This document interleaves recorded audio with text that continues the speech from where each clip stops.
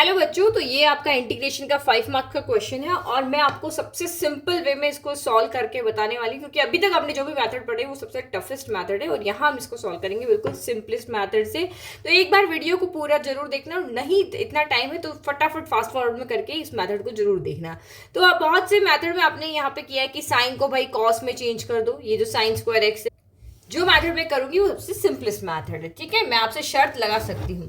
तो चलो, न्यूमरेटर में क्या है, कॉस साइन दिख रहे हैं, डिनोमिनेटर में साइन स्क्वायर कॉस दिख रहे हैं। तो मैथड ऑफ सब्स्टिट्यूशन यहाँ पे बहुत इजी वे में लग जाएगा, क्योंकि हमें ऐसा एक टर्म डिनोमिनेटर में दिख रही है कॉस, जिसका डिफरेंशिएशन ऊपर क्या है मौजूद है, साइन एक्स डीएक्स ना। तो इसको करने से पहले क्या करते हैं, कुछ वैल्यू सब्स्टिट्यूशन लगाने से पहले डिनोमिनेटर को थोड़ा सा हम यहाँ पे सिंप्लीफाई कर लेते हैं। तो डिनोमिनेटर को सिंप्लीफाई करके देखो, क्योंकि मैंने अभी आपको बताया कि कॉस को हम टी मानेंगे क्योंकि साइन एक्स डी एक्स ऊपर मौजूद है ना। तो नीचे वाली टर्म को हम सबको क्या करते हैं, कॉस में चेंज कर लेते हैं। साइन स्क्वायर एक्स क्या होता है, 1 माइनस कॉस स्क्वायर एक्स होता है, फिर माइनस का 4 कॉस एक्स। तो इतना तो हमें समझ में आ गया कि क्या करना है। अब इसको सिंप्लीफाई कर लो, 5 minus 1 minus minus plus cos square x minus का 4 कॉस एक्स हो गया। देन आपका यहाँ पे क्या हो जाएगा, 5 में से 1 गया तो 4 बच गया। तो यहाँ पे इसके इस तरह से लिख लो, स्क्वायर वाली टर्म को पहले, देन आपकी 2x वाली टर्म हो गई, देन आपका यहाँ पे कांस्टेंट वाली टर्म हो गई।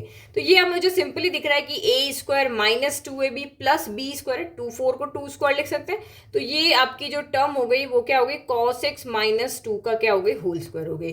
तो इसके बाद जो हमारा क्वेश्चन है वो यहाँ पे क्या बन गया, I equal to integration of 3 cos x minus 2, ऊपर का न्यूमरेटर में तो कोई चेंज हुआ नहीं साइन एक्स, और डिनोमिनेटर जो आपका बन गया वो सिंप्लीफाई बन के ये हो गया। तो देखो इससे क्या हुआ कि मैं cos x को t मान रही थी, लेकिन अगर मैं cos x माइनस 2 को t मान लूं, क्योंकि कांस्टेंट का डिफरेंशिएशन तो 0 होता है, तो इसको अगर मैंने t मान लिया तो डिनोमिनेटर जो इतनी बड़ी टर्म आ रही थी वो एक सिंपल टर्म में चेंज जाएगी। तो हम यहाँ पे लिख लेते हैं लेट cos x माइनस 2 जो है वो मेरा t है।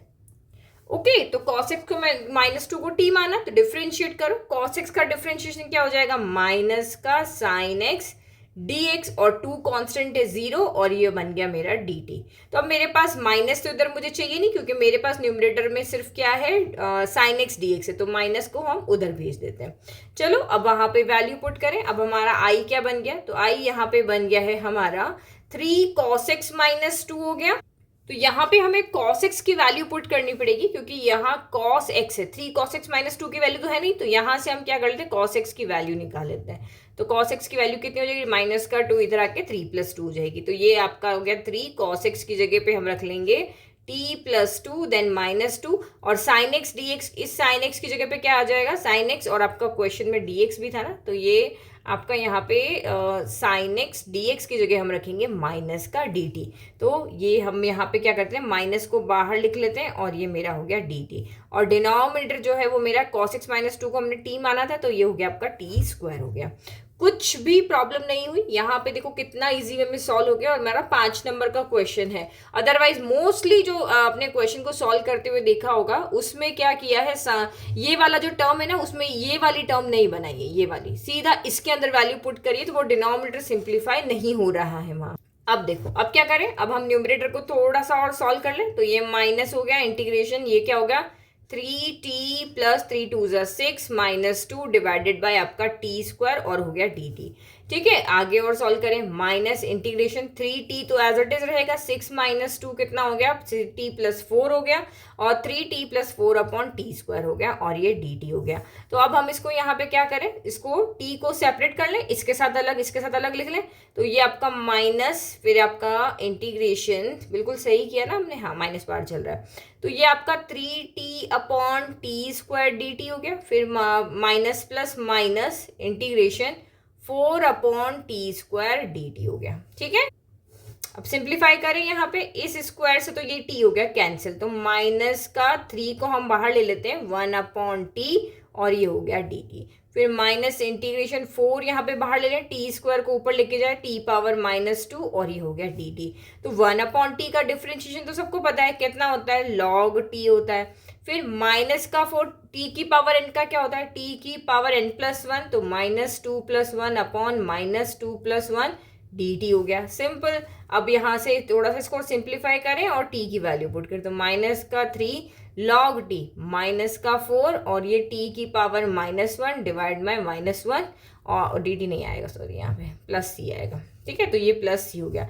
अब इस माइनस को हम ले जाते हैं यहाँ पर, तो ये हो जाएगा माइनस का 3 log t minus minus plus 4, t inverse का क्या हो जाएगा 1/t प्लस c हो गया। अब t की वैल्यू क्या थी, t की वैल्यू ये रही, ऊपर रखी थी हमने cos x -2, तो बस यहाँ पे ये पुट कर ले, तो ये आपकी यहाँ पे हो जाएगी। और मॉड्यूलस आता है log के साथ में, माइनस का 3 log modulus of cos x -2 modulus close, फिर प्लस 4/cos x -2, फिर आपका plus C, that is your final answer, ठीक है। तो कोई प्रॉब्लम हुई, कहीं पे भी कोई प्रॉब्लम नहीं हुई, बहुत सिंपल वे में आपका सॉल्व हो गया। अगर आपको बिलीव नहीं है तो आप जाकर के देखना, अगर आपने कहीं पे बुक हो, कहीं पे आपने ट्यूशन कर रखी हो, कहीं पे भी आप देखना, इस क्वेश्चन को बहुत कॉम्प्लिकेटेड वे में सॉल्व करके बताया है, बट मैंने इसको बहुत सिंप्लीफाइड वे में बताया और आप इसको भूलोगे भी नहीं। दूसरे मेथड से करोगे तो कॉम्प्लिकेशन में फंस जाओगे, गलतियां होगी, क्योंकि ये वाली जो टर्म आप यहाँ पे देख रहे हो, ये वाले सेकेंड पार्ट जो है ना इस क्वेश्चन का, ये वहां पे बहुत टफ हो जाएगा। तो ये हमने किया है बिल्कुल सिंपल वे में। अब आपको इसी तरीके के और भी कोई क्वेश्चन चाहिए तो मुझे कमेंट करके बताएं, मैं उनके वीडियो आपको प्रोवाइड कराऊंगी इन अ बिल्कुल सिंपल वे में, क्योंकि इंटीग्रेशन में क्वेश्चन को सॉल्व करने के बहुत सारे मेथड होते हैं, तो मैं आपको सिंपलेस्ट मेथड जो है वो उस तरीके से सॉल्व करके बताऊंगी, कहीं पे भी आप कॉम्प्लिकेशन में नहीं फंसो और आपके मार्क्स जो है वो एग्जाम में कट ना हो। Thank you.